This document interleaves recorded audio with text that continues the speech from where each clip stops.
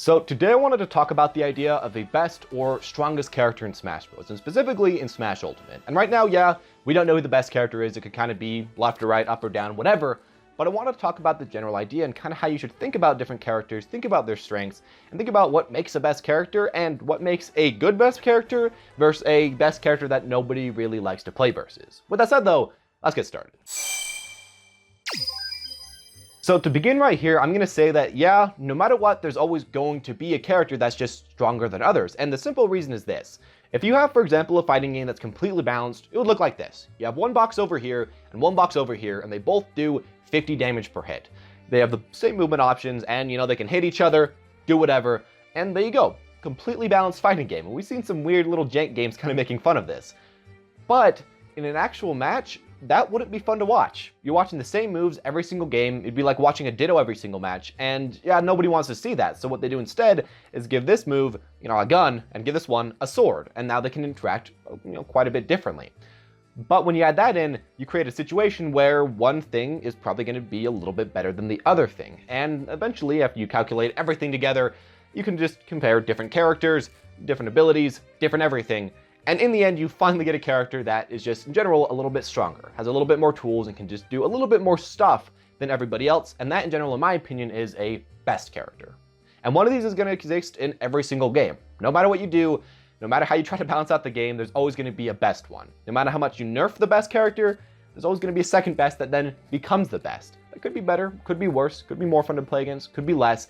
But I think that's going to kind of be how it goes. And that's a good way to kind of think about why there is one of these and what they kind of do.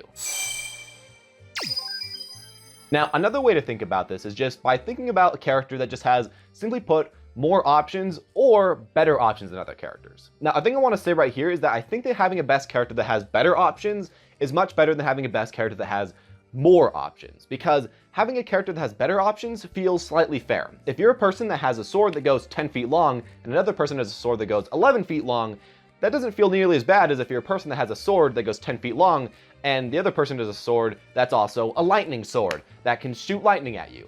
You can kind of see how that goes. And I think the best analogy to this is looking at Bayonetta in Smash 4 to someone like Fox in Melee. And yes, Fox was actually probably more impressive in that game, but I feel like people didn't feel like he was nearly as bad because when you look at Bayonetta, she has so many stuff that only she has. She has her witch twist, she has combos, which no one really actually had that, could take people all the way off the top and kill them.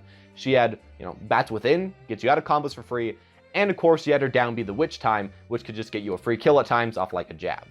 And then we have Fox, a character that, yes, he does have his shine, which nobody else has, except for maybe Falco, but his other abilities is mainly just being good because he's fast, because he has a lot of combos, because he does a lot of damage, and because he can kill pretty early. But other characters can also do that.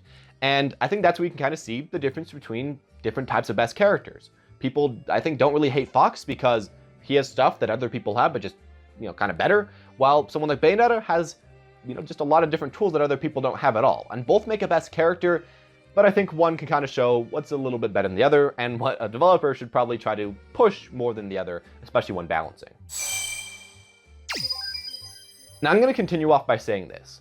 The best character should inevitably win the most games because, they are the best. But at the same time, I don't really hope that Ultimate balances their best character to just be way better than everybody else.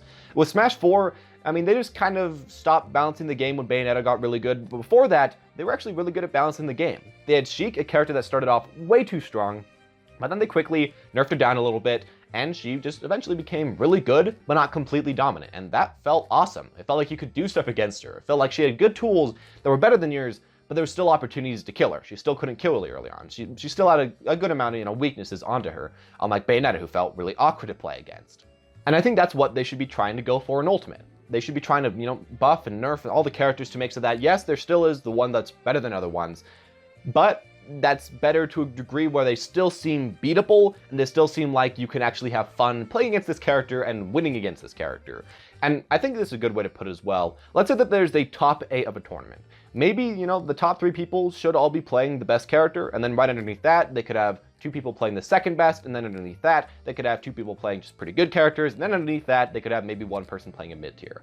I think even having a game balance like that is pretty darn good, and especially considering Ultimate with its roster that's just ginormous, that would be a pretty amazing feat. And yeah, maybe we shouldn't expect way too much, maybe we shouldn't expect even that, but if we can, that would be awesome. And, I think that's kind of how you should kind of expect tournaments to work out, how you should expect the best character and the strongest character to kind of be. And if they can balance it like that, that would be great, instead of making so that, the best character has, 7 out of those 8 slots. That is definitely a little bit too much. Now, a different topic I wanted to cover right here is people asking to nerf the strongest character. And honestly, I'm actually okay with nerfing the very top of the top tiers. I think if a character's like top 10, they probably could do with a little bit of nerfs to bring them more in line with everybody else. Because while you can't make everyone exactly perfect, you can, with enough buffs and nerfs, make characters pretty close to as strong as each other, even though their tools are different. So, as far as, nerfing the best character, I think it's an okay option, but at the same time, I'd oftentimes rather buff the characters that maybe aren't quite as good. Maybe if you have someone in low tier, give them a really good buff and bring them up to mid tier. They're going to have a lot better of a chance to beat the top tier type character. And I think that when you're actually looking at, nerfing a top tier type character, you should kind of keep 2 things in mind. You should try to nerf the completely broken moves that just nobody else has. Again, the tools in their toolbox that other people can't utilize. But if they have a move that's just, slightly better than other people, probably don't nerf those. Let those kind of be, let people learn how to play around those. I think doing this makes it that the balance of the game doesn't get thrown different directions all the time, so that you never know who's good, you never know who you want to play. While at the same time, it still makes it that the best characters that are completely broken aren't nearly as broken anymore. And yeah, this might be a little bit harder to do than to just, slightly lower some percents or slightly lower some knockbacks, but I think in general, nerfing mechanics on a character, especially when they're the very best, is probably the most healthy thing to make other people, not hate the character nearly as much, while at the same time making them still pretty fun to play and pretty dang good. Now, the final thing I wanted to mention here is that, again, yeah, there's always going to be a best character, but I hope that the best one in Smash Ultimate is one that has a big weakness. And I love characters like this that are great, but have a big weakness. Now, I think a really good example of a bad best character is, Pikachu in Smash 64.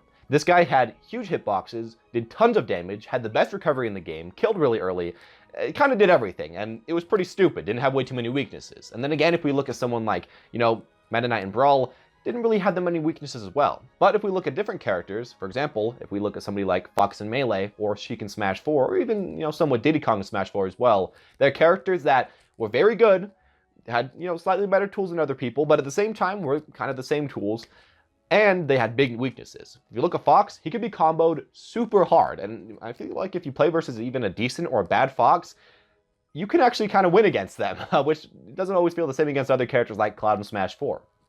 Against a bad Fox, or against a Fox that is even really good, but can't pull off all of his tech skill all the time, he's going to be having some troubles. He's going to be getting comboed. He's not going to be able to pull off all those stupid early kills on you.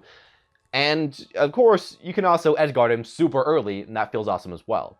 And then, of course, versus Sheik in Smash 4, there were a lot of comeback mechanics in that game that made so that, yeah, she would win the neutral like, 6 times out of 10. But at the same time, if you won a few times, you could get a really early kill on her, kill her before she could kill you, and it felt kind of fair in that way. And yeah, it was a little bit annoying for the Sheik player, but in general, it felt pretty dang fair. And that's why I'm kind of going to Smash Ultimate.